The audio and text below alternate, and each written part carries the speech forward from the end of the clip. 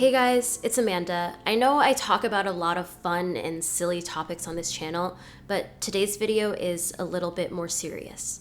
I want to shed light on a group of people who are really struggling and suffering during these unprecedented times. Rich people who don't feel rich. I know a household income of $500,000 sounds like a lot, but these days, after the mortgage, the Hamptons house, and the private school tuition, there's barely anything left over to send the kids to a summer camp where the friendship bracelets are Cartier. Some mothers are forced to send their young to the YMCA with the public school children. Do you know how humiliating it is to be at Bloomingdale's and ask the associate for the S word, sale section? It's like a war zone down there. Who would want their kids growing up knowing what a clearance rack is? With your help, their suffering can end today, which is why all the proceeds of this video will be donated to the RPWDFR Foundation, the Rich People Who Don't Feel Rich Foundation. It's a nonprofit organization committed to making sure that these people have access to basic necessities like country club dues or the latest Chanel bag. With your help, we can fully eradicate the B word. Budgeting. Our goal is to one day meet the needs of every rich person who doesn't feel rich. The Rich People Who Don't Feel Rich Foundation. Because the only thing worse than being poor is feeling poor. Hey guys, it's Amanda. Welcome back to my channel for reals. I am not donating money to them, but today's video is going to be about rich people who don't feel rich. I was inspired to make this video for a few different reasons, but the thing that really sparked it was this clip of influencer, comedian, and Wild 'N Out star B. Simone talking about her finances. We were in Bloomingdale's yesterday. I'm like, we have to go to H&M.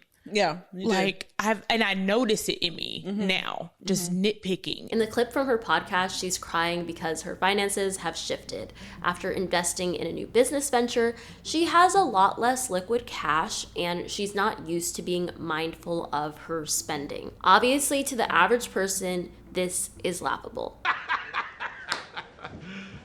You serious? In this economy, even having H&M money is an achievement. And it's not even like she actually went broke or lost a huge amount of money. It's just that she doesn't have the same amount that she's used to in her checking account. This can happen to anyone, no matter your tax bracket. Usually people have a certain amount that they're used to seeing in their account, and if it's not there, it can be concerning. I mean, when I was in high school, my checking account felt full at $100, and obviously now as a person in the world who has bills and stuff to pay, like, it wouldn't cut it.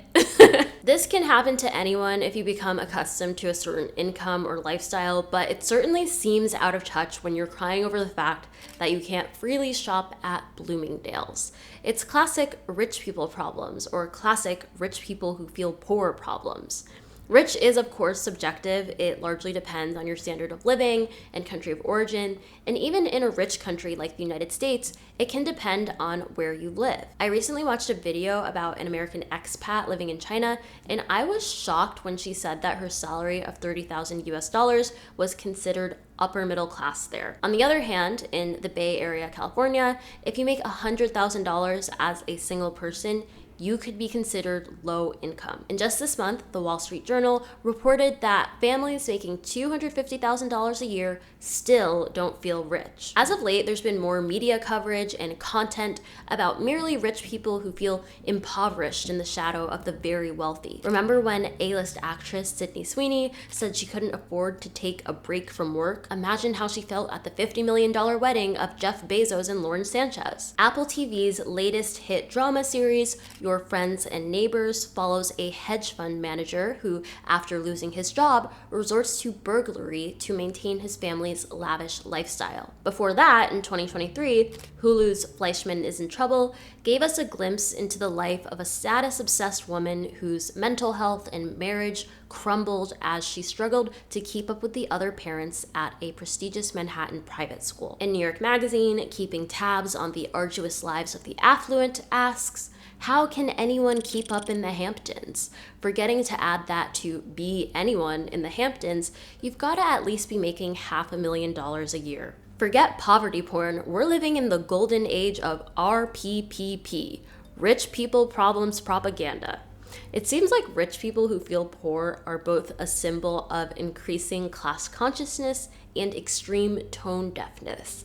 So in today's video, I want to explore the plight of people who make a lot of money and still feel like it's not enough. Before we get into that though, I want to thank Kitsch for sponsoring this portion of the video. I get a lot of questions about my hair, and while I'm often at changing my styles and routine, recently I've been using some products from Kitsch that I have to tell you about. I have pretty fine hair, so their rice water protein shampoo bar has really helped strengthen my strands. I feel like my hair has much less breakage thanks to the extra protein, and the same goes for the rice water conditioning bar, which has made detangling so much easier. These bars are zero waste, and the self-draining soap dish is so helpful when it comes to storage. I just lather up the bar in my hand and apply to my hair. With my discount, each bar is around $11, or for the shampoo and conditioner set, $21, which is a steal. Kitsch also offers a subscription option, so you can get an even better discount. Kitsch also ships to the US and over 90 countries internationally. So save today and use the link in my description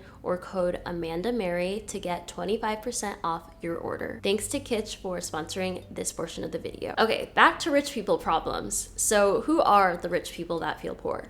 The rich people who feel poor I'm referring to are in the United States and in the top 10% of income earners, what the Wall Street Journal defines as American households that make about $250,000 a year or more. I anticipate that a lot of people will hear that number and honestly think that $250,000 a year is not a lot, because in many places, it won't get you that far. If you're in a super high cost of living area, it still might not even be enough to afford a house. But let's be real, guys, $250,000 is not nothing. And I feel like we have this phenomenon where people who are, for all intents and purposes, rich identify as middle class just because they can't attain certain luxuries. And it's like, if you can't attain that, imagine how all the people beneath you feel. I think even myself, when I heard that $250,000 is the top 10%, I was surprised, because that does sound like an upper middle class number, but I think people just generally have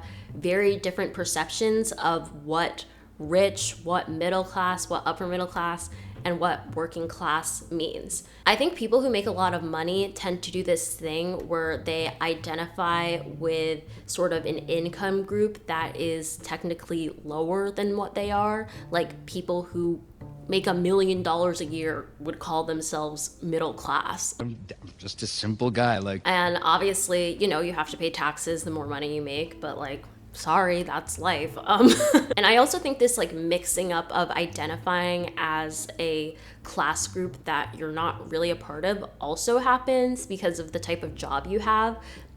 Someone may have a white collar job and they're making $50,000 a year, and they would identify as middle class, while someone with a blue collar job working as an electrician or a plumber, they could be making maybe $70,000 a year, and they would identify as working class because they are in a blue collar field. So I feel like there is a lot of class dissonance depending on a person's job and income and where they live.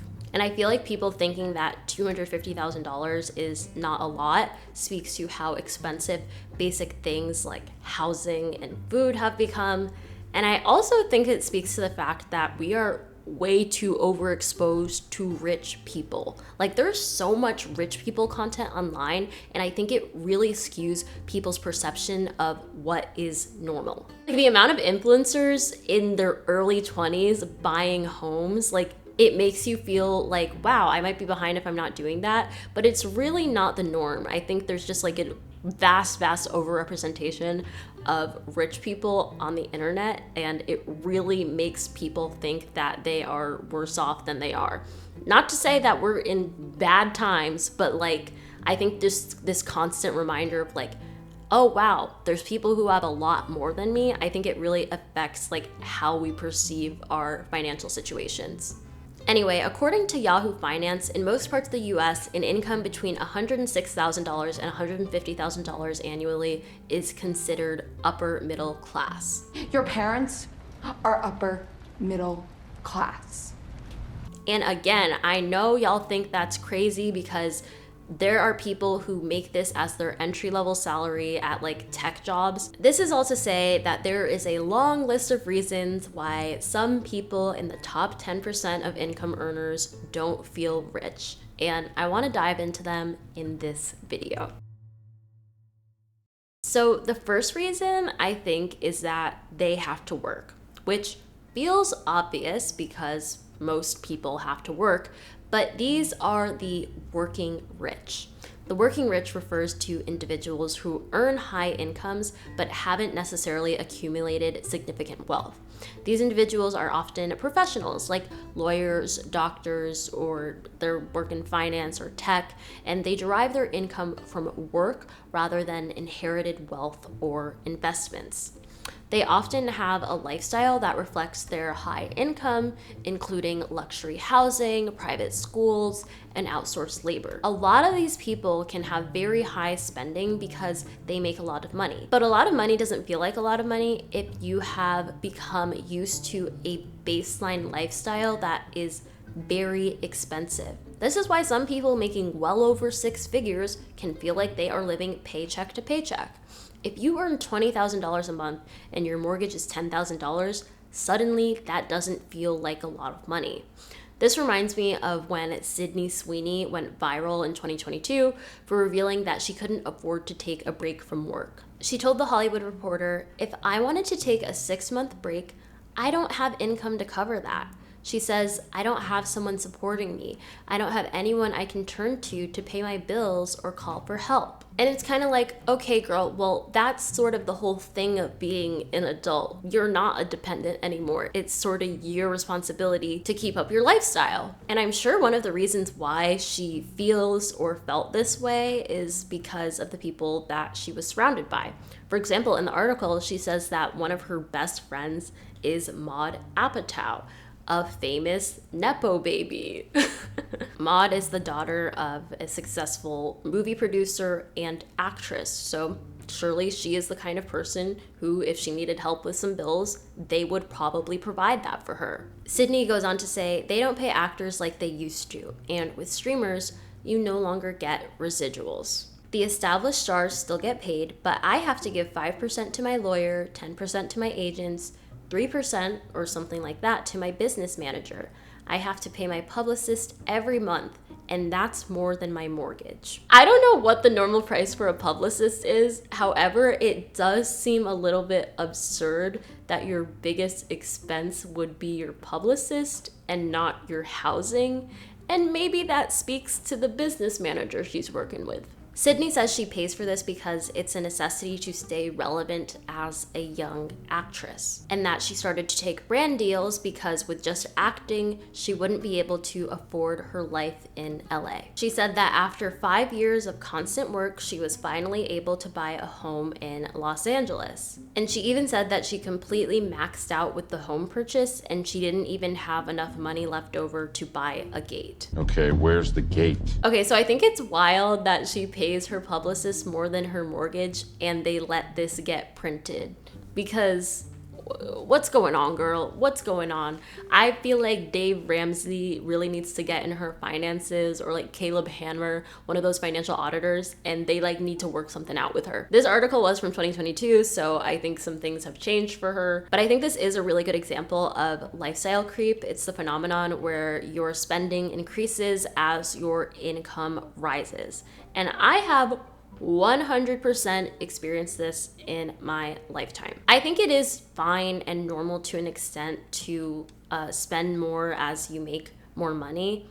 However, I think sometimes like the lifestyle creep is not even a creep, it's just like a jump, and people could go completely overboard the moment after they get their first big check. Like to go from renting to purchasing a $3 million home where you can't even afford a gate is less a creep and more of a leap.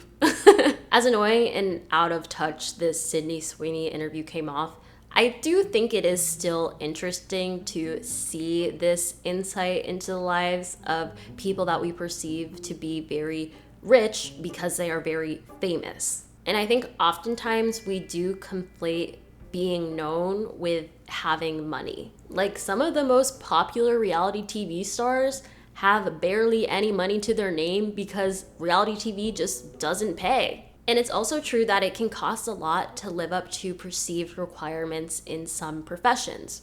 If you're an A-list actress, you need to look the part, drive the right car, and live in the right kind of house, even if it means buying one so expensive that you can't even afford to furnish it. As an outsider, it definitely seems extremely frivolous to spend so much money on like hair, makeup, tailoring, and all that stuff. But like, the moment a celebrity came onto the red carpet and you could tell that they did their own makeup and it looked bad, we would probably be dragging them. We even drag the people who look bad with a stylist and with a professional glam team. People in several different fields have this issue, whether it's real estate agents having a nicer car than they can afford, or someone working at a fashion publication going into debt to afford a designer wardrobe. In an article from The Cut, How Can Anyone Keep Up in the Hamptons?, a real estate agent revealed that a colleague needed to rent out her home in South Fork because she couldn't afford it anymore. But she had so much pride that she was willing to lose it rather than rent it out and let any of her peers find out she needed the money. The source said there have been many brokers who have basically bankrupted themselves trying to maintain an image. And in some sectors, like luxury real estate, you can't even break into the field unless you have the right look. The clothes, the house in a certain zip code, the sports car, or the rich parents that help you afford all of this before you actually make any money. Which brings me to another reason why rich people don't feel rich. They are comparing themselves to rich people with rich parents. Like I said, Sydney Sweeney, a working rich person, is probably comparing herself to someone like Maud Apatow, who is also working rich but comes from a wealthy background. It also reminds me of another article that came out in The Cut titled People with Parents' Money. The author of the article anonymously interviews adults in New York whose lifestyles are bankrolled by their parents. So one little anecdote was the divorced dad cashing his mother's Social Security checks. It reads, "It didn't take much for my mother to see that I was sort of broken after my divorce in 2019. I had been laid off a few years earlier from a career in marketing, and I had lost about half the money I entered my marriage with to the settlement. I didn't say, 'Hey mom, I'm desperate here,' but she felt it. At a certain point, she became eligible for Social Security, and my dad was like, 'We are going to give you mom's Social Security checks.' So I get $1,000 from them a month, which honestly still isn't enough. I had to move from the Upper East Side to the Bronx 2 summers ago. Then last summer, I had to move to Westchester." The horror. "My son is enrolled in a $94,000 a year private school. I took the tuition out of my 401k. So first of all, I think it's absolutely insane that someone is sending their kid to a preschool that costs $94,000 a year. And I think this is another big reason why rich people don't feel rich. It's because they have this need to like enroll their kids in the most expensive private school ever. And it's like, I'm gonna be honest, unless your kid needs to be in a certain school for like learning disabilities or something, it's hard to hear people complain about not having any money when they're using a huge chunk of their income on something that could be actually free. Public school is an option. I think this is another big reason why rich people don't feel rich. They have kids, and not just any kids, kids who they put into private school, expensive summer camps, and costly extracurriculars. People with money tend to raise their kids with the philosophy of concerted cultivation rather than natural growth. Rich people tend to manage their kids' lives very meticulously and very regimentedly and scheduled, whereas people from working class backgrounds tend to let their kids sort of be free and discover the world for themselves without putting so much emphasis on scheduling activities. In 1996, scholar Sharon Hayes coined the term intensive mothering, and it's a child-rearing philosophy in which mothers are made to take all the responsibility for managing, thinking, and organizing their children's lives. On the other hand, there is flower pot mothering, wherein the general understanding is that you give children water and basic resources they need, and they'll grow up healthy. There's not one parenting method that is necessarily better, but if you want to achieve specific outcomes for your kids, the concerted cultivation path is usually the way people are going to go. And people don't fill their kids' lives with all these enrichments because they think it'll make them a better person. Honestly, they do it because they think it will make them a better college applicant. You're going to Stanford, you're going to Stanford. That is such a huge reason that there's been such an increased spending on children's cultivation and enrichment with everything from sports to the arts. A lot of it is all just so they can get into a prestigious college down the line. And I think it's because a lot of these parents have this fear that if their kid doesn't go to like a good college, they'll basically have a worse life than them. And as more people grow up with an even better standard of living, a middle class upbringing, upper middle class upbringing, a rich upbringing, I think there is this fear that the next generation will grow up with less. And like, yeah, nobody really wants that for their kids. But at the same time, I think if all your basic needs are being met, it's not the worst thing in the world if you can't afford a $10,000 summer camp for your child. In the Wall Street Journal article that I mentioned, one mom said that her kids' sports cost $9,000 a year. I think as it becomes increasingly normalized to spend so much money on kids, other people feel like it's not worth it to have kids if they can't provide these luxuries for them. I think it's the people who already have money but are acutely aware that they may not be able to provide their children with a better lifestyle who are more hesitant to have children for this reason. In 2021, the birth rate in the United States was highest in families that had under $10,000 in income per year, at 62.75 births per 1,000 women. As the income scale increases, the birth rate decreases, with families making $200,000 US or more per year having the second lowest birth rate at 47.57 births per 1,000 women. There are many factors at play in birth rates, such as the education level of the mother, ethnicity of the mother, and even where someone lives.